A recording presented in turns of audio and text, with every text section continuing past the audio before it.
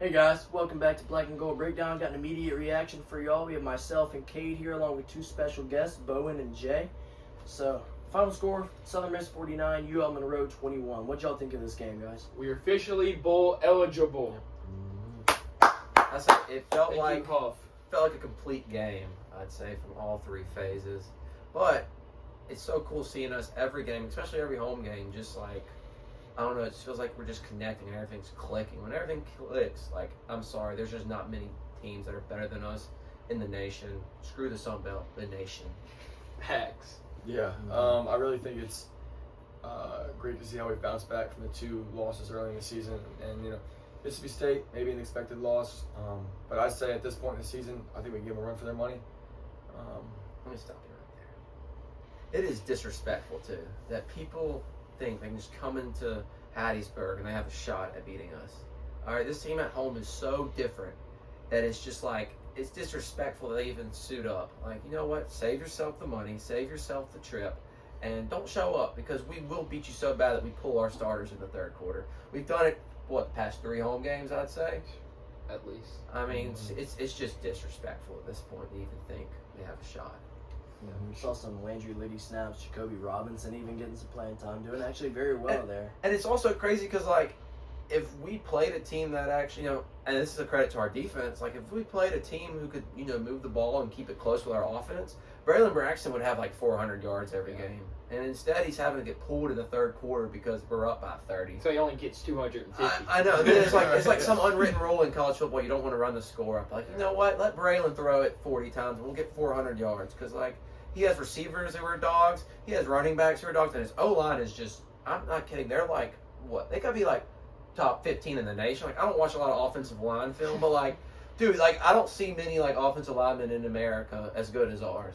They're just so good at everything they do. I don't know. I love it. And the tight ends, too. Cannot forget the tight ends. Yeah, tight ends, great play. Caden Morris didn't get any catches, but he had some great blocks, especially in the first quarter. Heath obviously taking that shovel pass. I'm a Kyron Heath fan. Yeah, let's put that out there. Me and Jay, biggest Kyron Last Heath year, fan. we played Kentucky. I remember they did a little dump off to him, and he ran over 3 or 4 defenders, and I was like, you know what, that guy's a dog. And guess what?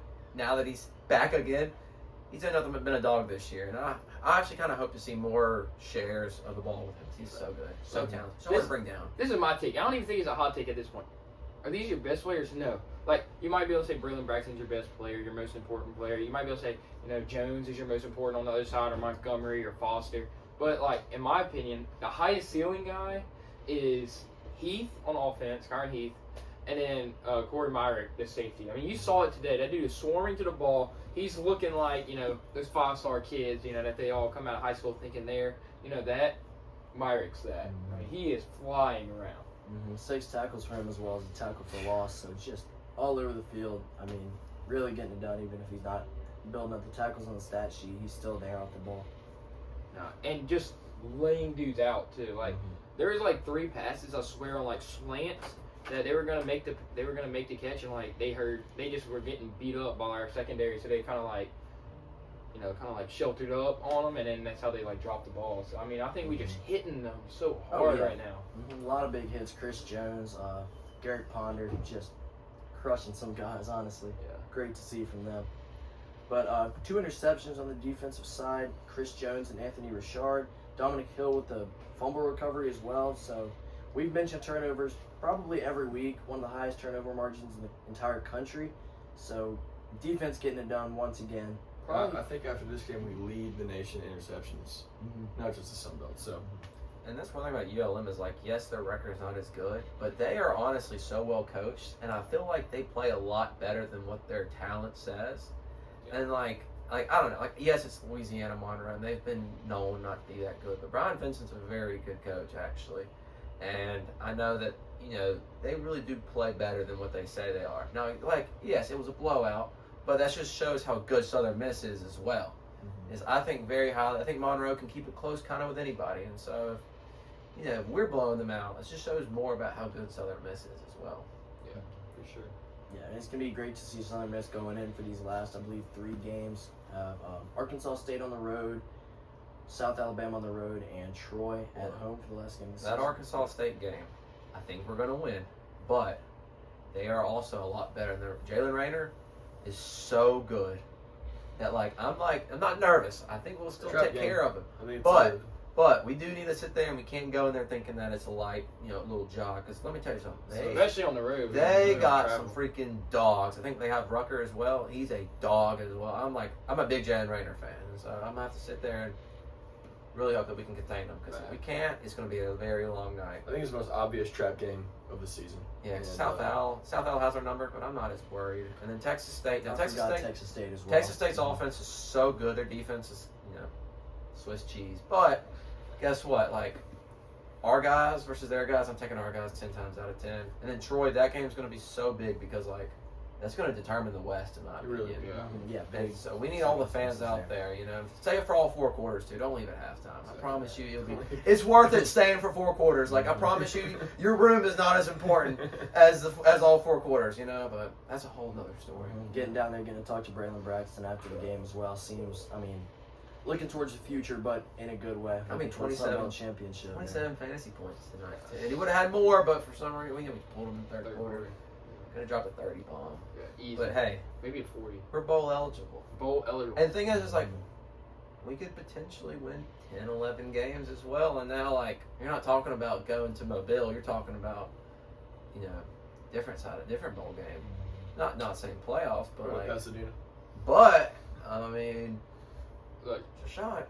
I may be we're biased, all that. The reason why I'm picking Southern Miss right now, calling on a shot to win the West, is because, well, I was in the student section partying it up. But, so I don't know if I'm getting the names right, but I think it goes, one of the last drives that Braylon Braxton had that they scored a touchdown on. And, Tyshawn Chapman gets the big game, and then they go to Chester, I believe, on that touchdown. Chester on the touchdown. Dude, like he said, they're well coached. There's not better coverage you can do. It's just back to back, just bully ball. Just go up and get it, moss them. We looking like Randy Moss. We got 4 Randy Mosses running around out there when you're playing against ULM. That's why I think it's just these other teams might have a better player, but just down the roster, Southern Miss is so much better than everybody else. Now, when you get to JMU, it may be a different story, but until then, I think If we're playing JMU at home, though, it's so hard not to pick us. Yeah. I'm not going to sit there and say, statistically or analytically. No, screw that. I've seen my own 2 eyes, hey, that's what they do at home. They don't mess around. Yeah. And, I don't know. Also, it's just QB and coach experience matters so much in football. And not only that, but having Blake Anderson as your OC, too, a man who's won Sun Belt Conference championships. That helps out a lot as well. So, sure. I don't know. I'm taking us in every game, so. Yeah, I feel like I lost my train of thought. Shoot, I thought somebody. And you know what else is so good about this as well? Sorry to keep cutting y'all off. It's just, we get to be on the show for the first time ever. It's and this is my thing with fans as well, is so many fans, sat through the past couple of years and they lost all interest in Southern Miss. And so we sit here and you get bowl eligible. Well, since you've lost interest already, it's it doesn't mean as much. But for the fans who sat here, we sat through the 38-3 losses. We sat through the Will Hall era. For the fans who've been here and actually care and enjoy it, being bowl eligible means so much more than just, oh, look, we can play an extra game. No, it means something way more. We've seen losing seasons, just us getting blown out and beat down. And now you can sit here and say, hey, my team is now doing this. The school I go to is doing this. And we're doing it at such a high level. And it's that's my biggest problem with a lot of fans is they sit there and they just, why are you a Southern Miss fan? Dude, because I go here, but also because I'm invested now. I've already bought in. I'm not going to just not buy in because they suck. That's not how sports works. And if that's your opinion on sports, and you shouldn't really talk about it or really say no ball if you sit there and you quit being a fan because they lose. Yeah. Losing makes winning feel so much better. I hate being part of a fan base. I wouldn't even consider these people real fans, but people kind of like Jay was saying, have always asked me, why have you been a Southern Miss fan your whole life? You're from Louisiana. You should be an LSU fan. No, it's because I go to school at Southern Miss. It's always Southern Miss students ask me why I'm a Southern Miss fan. That's the funniest part. Dude, do you root for the school you go to? You're a loser. Yeah. You're a weird. I prefer rooting for the school that told me no a bunch of times. Yeah, right. Dude, I love them so much, but I can only name 5 buildings on campus. If that, it's the weirdest thing to me, but whatever. And I know you mentioned being bowl eligible. We're not scraping by getting a 6-win season. Yeah. We're like, I watched us go 6 6 wins. one time against like Arkansas State last year. We came back, or not last year. The last time we went bowl eligible was like 19-3 or something like that. We came back in the fourth quarter, and it was just like. And the only reason I believe that we came back is because like Butch Jones was Butch Jones. He's not a good coach, so they screwed it up. If it wasn't for that, like, dude, like legitimately, like it was not a fun 6-win season, but we ended up getting 6 wins. That's really all. Yeah, I mean, And Frank Gore Jr. had a great game, that Blending Tree Bowl as well. yeah, I mean, I'm not trying to look ahead and like just talk about like going bowling and stuff like that. But I think that's how much Huff has come in and like shifted like the Southern Miss like mindset when it comes to football. Like we were just like cheering at, man, I hope we score like, I mean, I hope we win like 5 games. Get the over. On the season total, like We already hit the over. The over was 4.5. 4.5. Now, a smart gambler gets it at 6 wins plus, gets it at plus money. I think it was at like plus 140, plus 240, something like that. They did 6+ wins. That's neither here nor there. But also, it's like, it shows also, and I'm going to go a little bit off track, that if Huff leaves, let's say, within a year or two, it kind of just shows coaches that you can win at Southern Miss if you just are a good coach.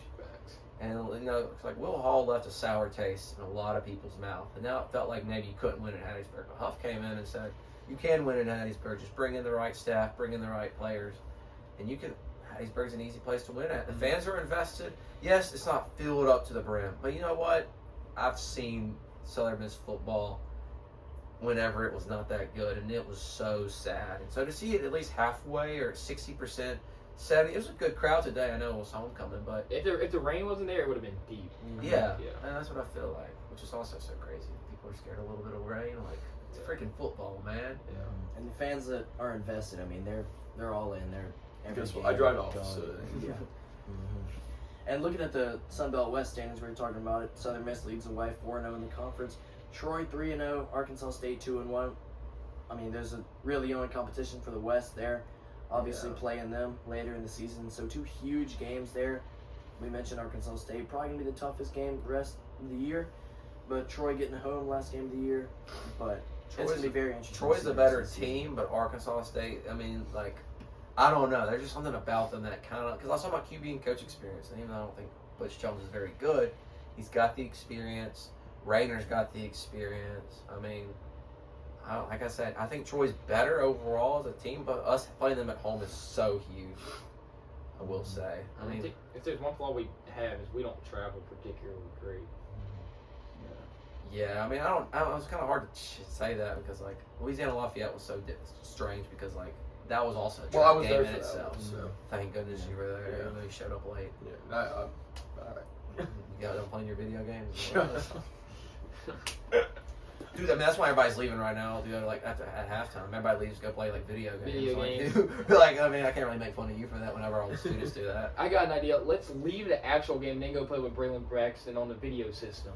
or I just put it on my TV and like sit in my room all day and like not rot away. But that's neither here nor there. You know what? If that's what they want to do, let them do that. Not everybody misses the football like that. But us, we're still gonna be there. We're still gonna be there. And so, whenever Southern Miss, wins 8, 9, 10 games, it's going to be extra special because we were actually invested. Not saying I'm better than a lot of people, but it's good to be at those games. Same time, sure. Yeah. Well, y'all got anything else? Just show up. Just show up to the rest of the home games. Just stay. It's all 4 quarters, dude. 60 minutes plus some, but Go Eagles. See y'all next time.